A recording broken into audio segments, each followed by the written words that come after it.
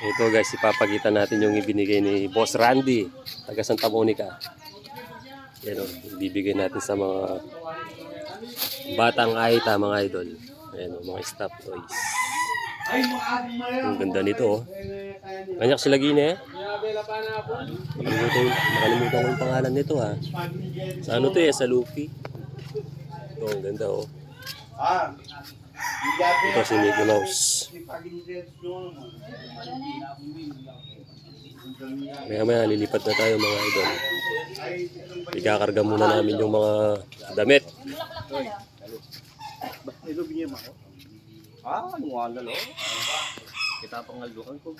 Yan o, sa mga gustong sumama, paalis na kami. Magluluto muna kami ng pansit.